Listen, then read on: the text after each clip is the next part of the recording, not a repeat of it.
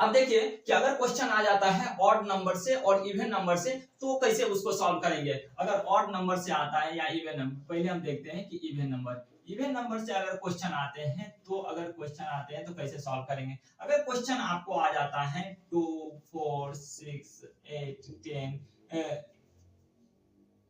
तक के सभी सम संख्याओं का औसत क्या होगा। सभी सम संख्याओं का औसत क्या होगा। अगर ऐसी क्वेश्चन पूछ लेता है तो हम देखेंगे कैसे फाइंड आउट करेंगे। अब देखिए कि 2 4 6 8 10 तक के सभी संख्याओं का औसत अगर पूछ लेता है तो आप इसको सम संख्या में अगर क्वेश्चन रहते हैं तो उसको कैसे निकालेंगे। अगर सम संख्या के लिए आपको बताऊं कि औसत निकालने के लिए तो n+1 कर लीजिएगा, इससे आपका एवरेज निकल जाएगा। जैसे हम देखते हैं कितने संख्या है 1 2 3 4 5, 5 संख्या को तो n का वैल्यू कितना हो जाएगा 5, यानी कितने हो जाएंगे n+1, यानी इसको सॉल्व करेंगे कितना 5+1, ये आपका क्या निकल जाएगा एवरेज निकल जाएगा। आपका आंसर कितना हो जाएगा 6 हो जाएगा।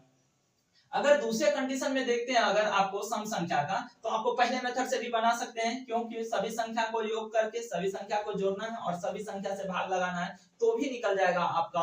और आप देखेंगे कि उस संख्या में दोनों साइड आपको क्या सम संख्या लगातार क्रम में रहेगा तो आप देखिएगा कि दोनों साइड इधर भी 2 संख्या है इधर भी 2 संख्या है तो बीच में जो आपको संख्या बचता है वही आपका एवरेज कहलाता है। इसमें भी आंसर कितना हो जाएगा 6 हो जाएगा। अगर इसमें क्वेश्चन आपको अलग पूछ लेता है, अगर क्वेश्चन आपको अलग पूछता है तो देखिए अगर क्वेश्चन इसमें आता है स्टेटमेंट आपको अलग आ जाएंगे। जैसे स्टेटमेंट देखते हैं कि 10 लगातार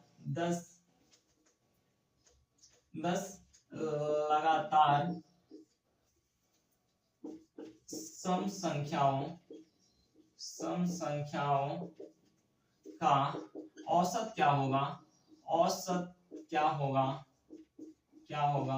अगर ऐसा स्टेटमेंट आता है तो क्या पूछा है 10 लगातार सम संख्याओं का औसत क्या होगा, तो अंतिम नंबर कितना हो जाएगा कैसा रहेगा 2 4 6 8 अप टू कहां तक रहेंगे 20 तक, यानी 10 लगातार सम संख्याओं का औसत क्या होगा। अगर ऐसे क्वेश्चन आते हैं तो आपका क्या हो जाएगा n+1, n का वैल्यू क्या होगा यानी कितने संख्या होगा, यानी 20 तक जाएंगे तो आपको सम संख्या का वैल्यू कितना हो जाएगा 10 होगा, यानी 10 आपको संख्या मिलेंगे तो n का वैल्यू कितना हो जाएगा 10, यानी 10+1 इक्वल टू कितना 11। यही आपका एवरेज क्या आएगा। जब भी आप निकालेंगे कि सम संख्या का एवरेज निकालना होगा तो आप इजीली निकाल सकते हैं। वो सभी संख्याओं देखेंगे कितने संख्या है, यानी वो संख्या आपको n का वैल्यू हो जाएगा 10 है तो 10+1 क्या कीजिएगा वो आपका एवरेज निकल जाएगा। अगर आपको क्वेश्चन ही देते हैं कि अगर क्वेश्चन दे देते हैं कि 50 लगातार सम संख्या का औसत क्या होगा, तो 50 लगातार सम संख्या का औसत कितना हो जाएगा, कितने हो जाएंगे n+1 की जगह कितना 50 + 1 कितने हो जाएंगे 51, यही आपका एवरेज निकल जाएगा। ओके, फिर अभी देखते हैं कि अगर आपको एक क्वेश्चन ना पूछ करके स्टेटमेंट अलग करा सम संख्या में तो कैसे हम बनाएंगे। अगर क्वेश्चन दे देते हैं कि अगर दे देते हैं कि 42 तक के सभी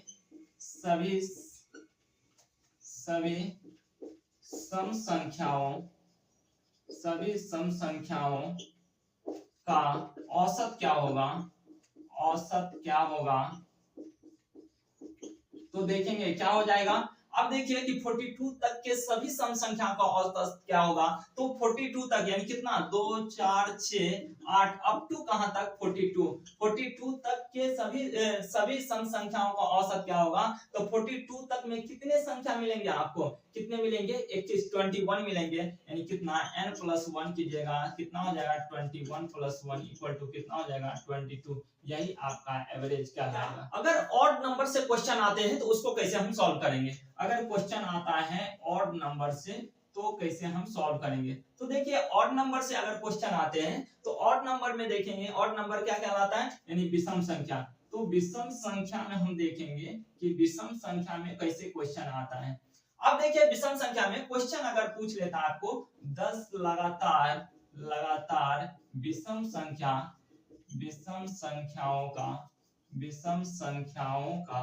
संख्याओं का औसत क्या होगा।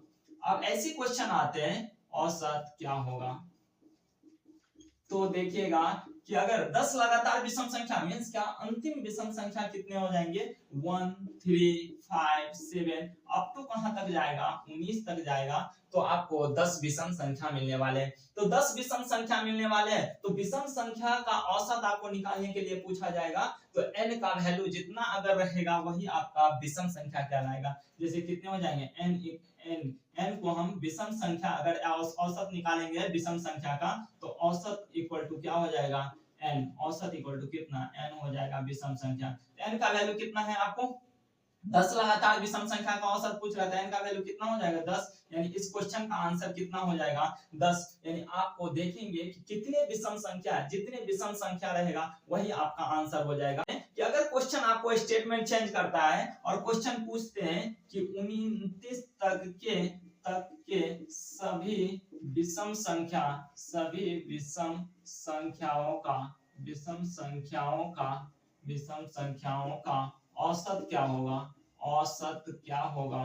तो देखेंगे औसत क्या होगा। अब देखिए कि अगर ऐसे क्वेश्चन आते हैं तो उसको आप 29 तक के सभी विषम संख्या के, तो औसत 29 तक लिखेंगे, 1 3 5 7 अप टू 29 तक जाएंगे तो आपको कितने विषम संख्या मिलेंगे, आपको 29 तक जाएंगे तो विषम संख्या आपको कितने बार मिलने वाले हैं, 15 विषम संख्या। तो विषम संख्या औसत इक्वल टू, अभी बताया था विषम संख्या अगर पूछा जाएगा तो क्या औसत निकालेंगे, सिर्फ n की संख्या कितने होंगे, n इक्वल टू कितना हो जाएगा, 15 विषम संख्या मिलेगा, यही आपका औसत कहलाएगा। अगर दूसरे तरीके से अगर इसको सॉल्व करते हैं तो 29 को अगर आप एवरेज निकालते हैं इस संख्या में, तो जितने संख्या तक दिया जाएगा विषम संख्या, सभी विषम संख्या का औसत कितने तक है, 29 तक, तो उसको दूसरे तरीके से भी बना सकते हैं, n + 1/2 कर लीजिएगा, कितना है 29 + 1 डिवाइडेड बाय 2 इक्वल टू कितना हो जाएगा 30/2, 2 से कितने बार में कट जाएगा 15, यही आपका वैल्यू कितना निकल जाएगा 15। इस तरीके से भी सॉल्व कर सकते हैं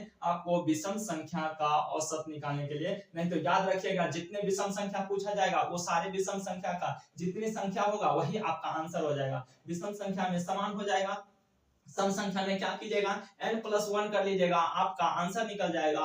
और आपको नेचुरल नंबर से क्वेश्चन जब पूछा जाएगा प्राकृतिक संख्या से, तो n + 1 डिवाइडेड बाय 2 कर लीजिएगा, तो कहीं भी कोई भी क्वेश्चन आएगा ये नेचुरल नंबर से, आपको ऑड नंबर से, इवन नंबर से क्वेश्चन नहीं छूटेगा, आपको विद इन से 2 से 3 सेकंड में आपका क्वेश्चन सॉल्व हो जाएगा। Okay, thank you.